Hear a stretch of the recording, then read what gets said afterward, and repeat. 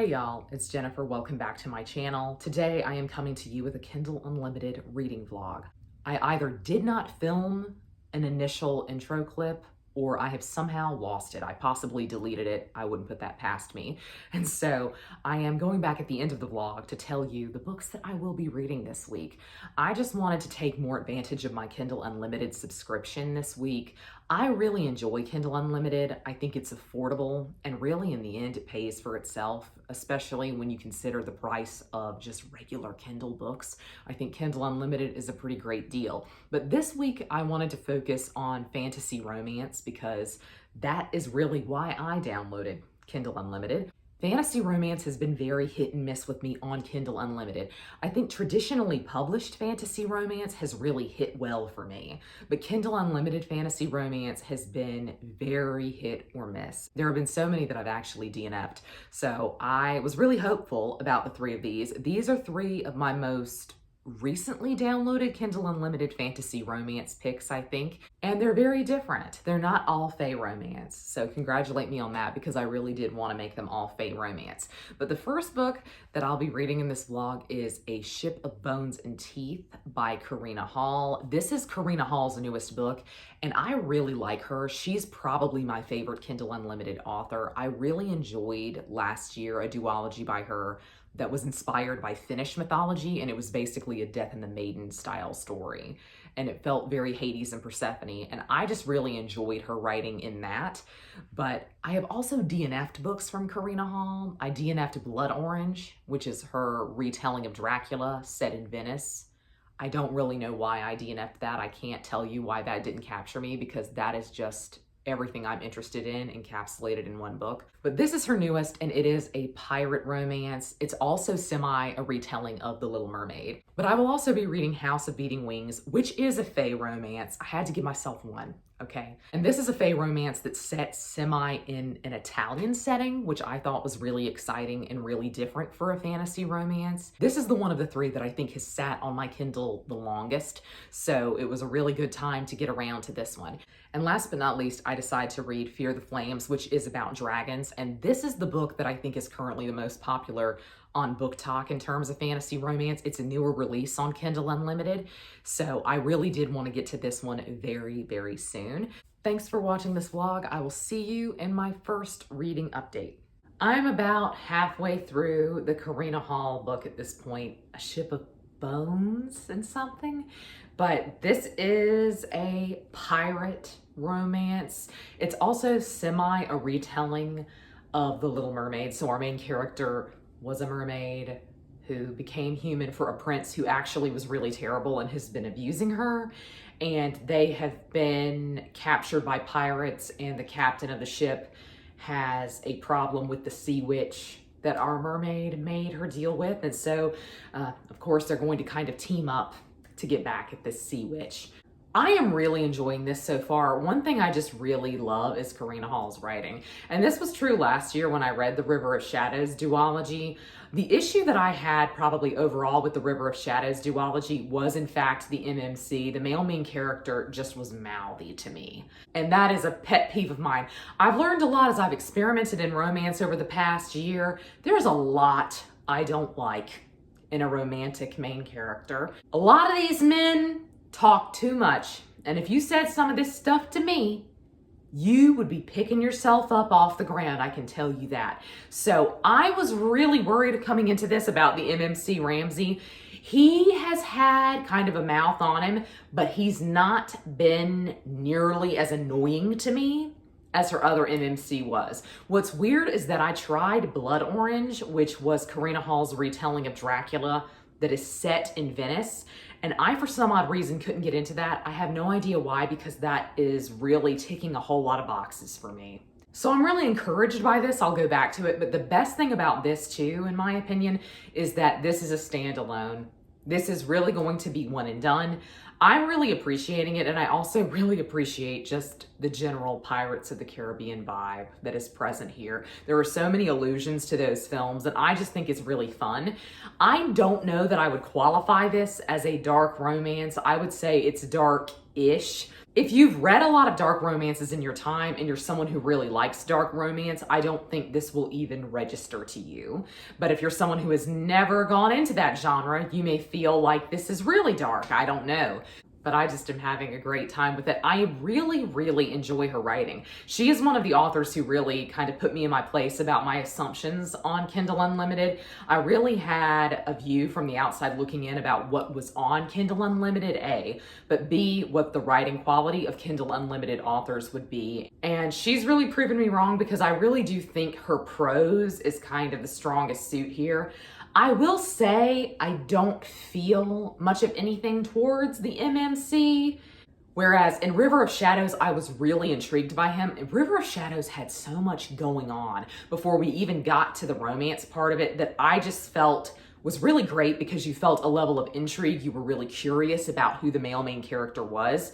In this book, we're getting alternating POVs, and I don't know if I just feel like he's boring or if I just feel like he's kind of a stereotypical pirate character, but he's just not working that well for me, sadly enough. I don't really feel anything towards him, but Marin, the main female character, love her. She's amazing. She can do no wrong by me. I hope this encourages me to read more of Karina Hall's backlist, because she has been incredibly prolific, and I think probably 90% of her stuff is on Kindle Unlimited, if not all of it. So I'm really excited about this. The first book is off to a great start. Well, I finished A Ship of Bones and Death. I cannot remember the name of that book to save my life, but I finished the book by Karina Hall, and I have to say, on the whole, I enjoyed it. My thoughts on it have kind of gone down after finishing it a little bit, though, because I finished it, I think, a day or two ago. Got to say that it kind of has automatically left my brain. But I was really enjoying it. I think for a standalone, there was a lot of value in that. And I also just really enjoyed the swashbuckling nature of it. It really did feel like it was going for a Pirates of the Caribbean vibe. And in many ways, it felt like it just kind of copied Pirates of the Caribbean outright in a lot of scenes, which kind of fine by me. But I think the thing about it is that if you're gonna do that, I wanna feel the same level of investment, and I didn't feel like any of the characters were as fleshed out. Specifically for me, the MMC, I still struggled with in the second half of the book, and I think it's more to me that he just wasn't memorable. I felt nothing towards him, and I say this a lot when I'm talking about romance, and I guess this is in general kind of just a question for my romance readers out there. Do you have to be attracted to the romantic hero at all in order to be invested in the romance, or do you just have to believe in the relationship between them? I would say in both of those cases, I didn't feel that here. This moved really, really quickly, and like, I get that sometimes you just see somebody and you're like, wow, it's the hottest person I've ever seen on earth. But I feel like in like a violent situation, in a really stressful situation, that maybe wouldn't have been your first thought, was just how good looking somebody was. So to me, like, the attraction to each other moved really fast. And then it did move into romance, but I feel like that's the thing that Karina Hall does very well, is she does kind of the lust, the insta-love, you might even say, portion of it very well. When you're really attracted to someone, that's the strongest part of her books. But to me, the romance, the actual building of a relationship that you think is going to last, I don't think that is her strong suit, because I really don't fully believe these characters would have stayed together like past the end of the book. I just don't have that vibe. But I really just felt very lackluster about him, and I really do hate to say it, but I think a lot of romance enjoyment for me hinges on the male main character and his characterization. And I think a lot of MMCs and fantasy romance in particular feel very samey to me. I think they're all trying to be banter worthy. They all want to be Reese. Let's just be honest. There's only one Reese, and I think the thing about Reese that's attractive is that Reese is respectful I know there were a couple of times when he really wasn't, and there were times when he was shady, and he's certainly kind of overpowering, but I think he was a very respectful, kind of clean-cut seeming dude, which is what was attractive about him to me. I feel like a lot of heroes in these fantasy romances are just all about kind of the quick banter, and I don't know that I really care about that so much, because to me a lot of the times they're so hard-edged that I don't necessarily think they're going to change. And a lot of times too, the female main character is the same way, and so to me there's no build. And I hate to be so cliche to say like I just really want like a good girl and a bad boy, or a bad girl and a good boy, but I feel like that dichotomy really works well for me. And so I really enjoy that, I think, because that is a complementary side. When characters come together, they're kind of filling in the gaps for the other character. But I also just in general like to see nice people get happy endings. I don't know why, I feel like that's a rarity in fantasy romance, but at any rate, my feelings on this were pretty middle of the road. I don't know how I feel about her. I really don't know if I want to go back to Blood Orange now. I feel like I should, because I really did enjoy her writing, but I just don't know. But another book that I had downloaded on my Kindle, and I downloaded this months and months ago, is House of Beating Wings, I think is the title name. And this is a fae romance that is set in an Italian-like world, okay? Hold your horses. I didn't know that, or I would have picked it up long before this moment in time. It is basically set in a fantasy version of Venice, where the fae and the half-fae are separated by the Grand Canal, essentially. And I think it's really interesting so far. I guess, do I love it because it's set in an Italian world and it's about fae? It's two of my favorite things. Yes. I downloaded one of this author's other series back, I think in February, that was specifically about angels, because one of my favorite K-pop groups, one of the groups I stan, The Boys, had a comeback in February that was about being angels. And I kind of had a mental breakdown when that happened. I was like, I've never thought of angels in that way. And now I'm interested. I would like to see a fantasy romance with an angel. I would like to see feathered wings.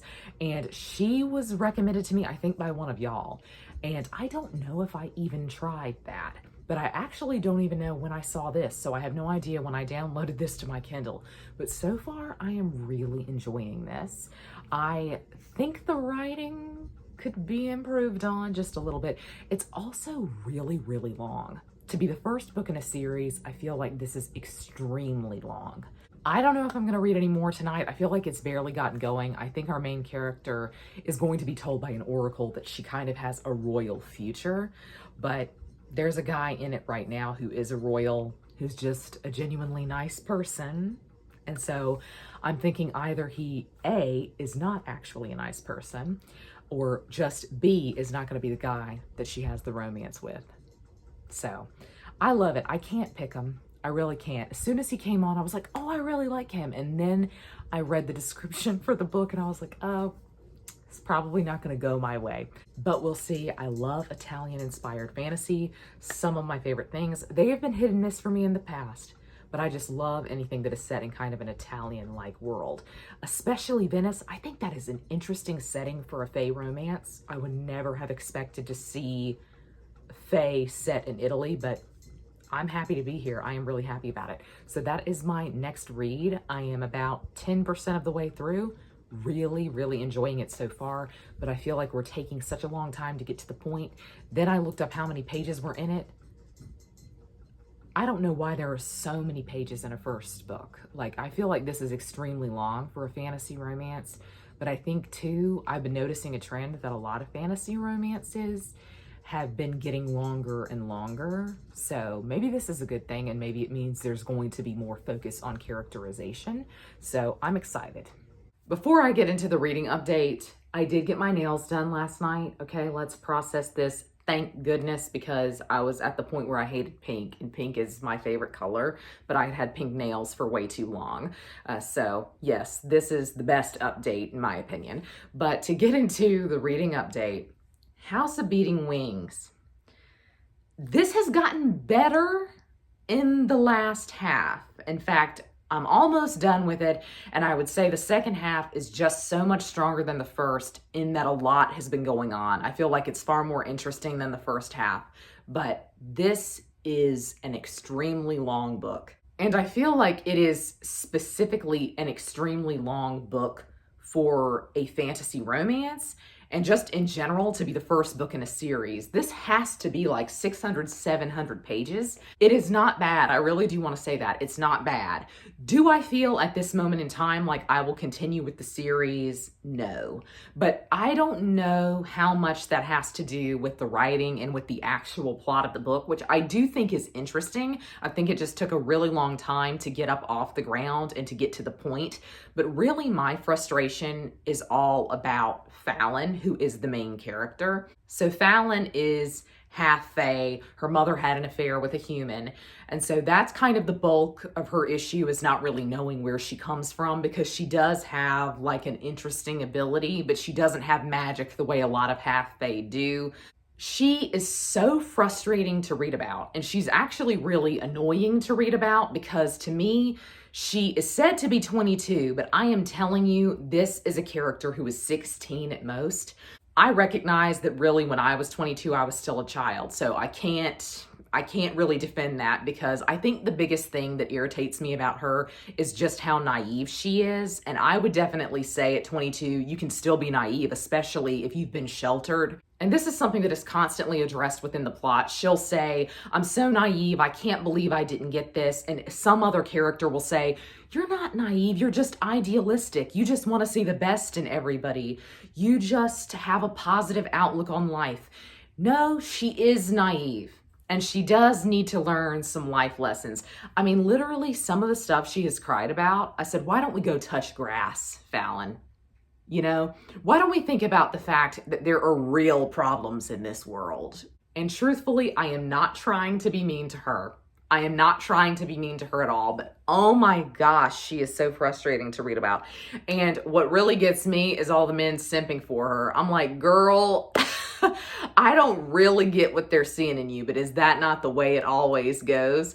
A lot of times I'll be reading a fantasy romance and I kind of get it, but her, I don't. And I feel bad, because I feel like Fallon is probably the type of character that I say I'm searching for, like just a genuinely nice person. I feel like I'm constantly on the search for that, specifically with female characters. I think we've made just the push to go into such an incredibly tough female character to show that she is a strong woman. And you can be a strong woman without being physically strong at all. I don't want to say that I'm on the search for a meek character, because I think that would be frustrating to me in a different way.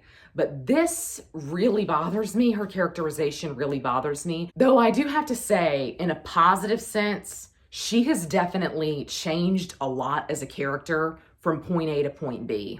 I really do think she has seen some interesting character progression. And so I do want to give the book that, but this is certainly not going to be my favorite of the books that I read this week. I can tell you that. I vastly, vastly prefer Karina Hall's writing to this, but I am still intrigued enough to keep going, but gosh, it is so long. Well, House of Beating Wings. I did finish it. I'm going to be honest with you. I'm going to be very straight up. I think it is a book I should have DNF'd, because I just felt so frustrated throughout the entire reading process that really, even though it picked up in the second half, I just wasn't really enjoying it. And I think it's just a book that I should have cut my losses with and just moved on. So that is easily the most disappointing of the three. But I then moved on to Fear the Flames, which is a fantasy romance that has been kind of taking, I think, Book Talk by storm, but I've seen a few booktubers talking about it too. So this is about dragons. It's mainly about a main character who was tied to 5 dragons, and so her father, who was the king, felt threatened by that, and so he had her locked away through different circumstances. She essentially has run away and has started her own kingdom. And she meets up with a commander from another country who is at war with her father's country. And he basically wants to help her get her dragons back so that they can weaken her father's kingdom. I am really, really enjoying this. I am towards the end, and I don't think I'll finish it in this vlog because the week is over and I think I'm gonna start another vlog. But I feel like I'm so far into this, I really can give a good opinion of my thoughts. This is different from the other two that I have read for this video. And in fact, I just really enjoy the writing style. I think far and away, this has to be the best written of the three, but easily has the worst love interest.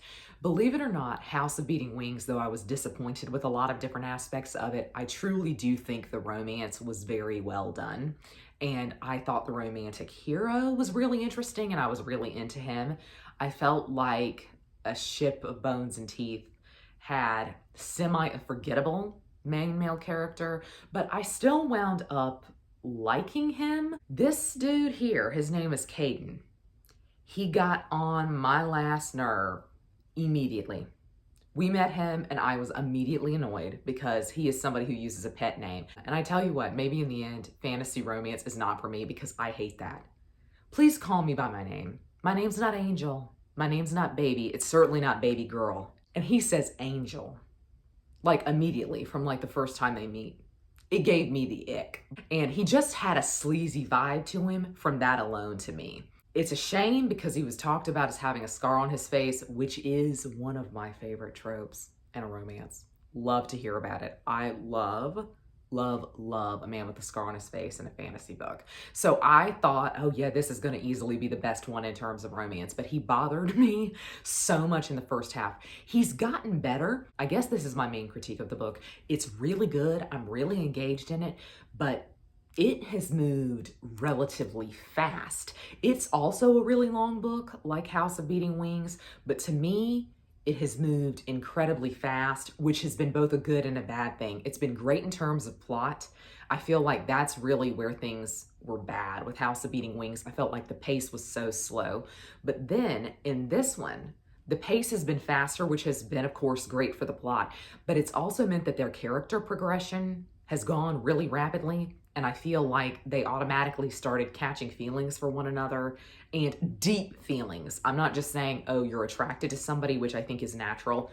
He is automatically like, I know where you come from and I respect you and I can see the trauma that you've been through. I'm thinking, dude, do you know anything about her? She doesn't say anything like that to him, which I think is nice and I kind of respect. I just feel like that has kind of lessened my enjoyment of it. I kind of let go though at a certain point last night. I just let go and really enjoyed it because it really reminds me of fan fiction writing. I don't mean that in a bad way because I've read some Pulitzer Prize winning fan fictions in my time. So I can see like when I turned off critical thinking brain and turned on fan fiction brain, I had a great time with this. What I really love is that the main character, Elowen, has migraines and she has like extremely painful periods, which I just thought was kind of great to see, especially in a fantasy novel, because sometimes you are wondering about logistical stuff like that when you're reading a fantasy. And I just thought it was great to see that representation because she talks about the constant pain that she's in and like the splitting migraine that accompanies it. And I also get migraines, so I thought that was really well done representation in my opinion, because sometimes she wasn't totally incapacitated by it, but sometimes she was. This to me is just extremely well written. I can see why this one has really picked up.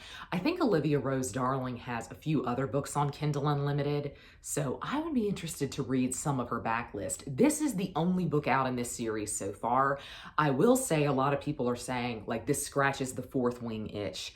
For me, it really hasn't because the dragons did not play a large part in the first part of the book at all. And weirdly enough to me, in Fourth Wing, the dragons had to have been the best part of it. Like I genuinely enjoyed the characters of the dragons. And so this one has taken a little bit more to get there, but it's definitely going to be a longer series, I think. But I really enjoy the writing style here. And Caden has grown on me, a bit like a fungus, but he has grown. I feel like none of the three of these really got me inspired. I don't think any of the three of them are new favorite fantasy romances for me, maybe the Karina Hall. I just really like her writing style and I have found myself thinking about that one a lot more over the past few days. But I was thinking yesterday when I started this book, is the whole entire vlog just going to be an absolute failure because I haven't picked any real bangers? But I think that just goes to show there's a lot of interesting stuff out there on Kindle Unlimited. Not all of it is fantastic, of course, but not all of it is bad either. And so I think Kindle Unlimited is really rewarding if you know how to search their algorithm.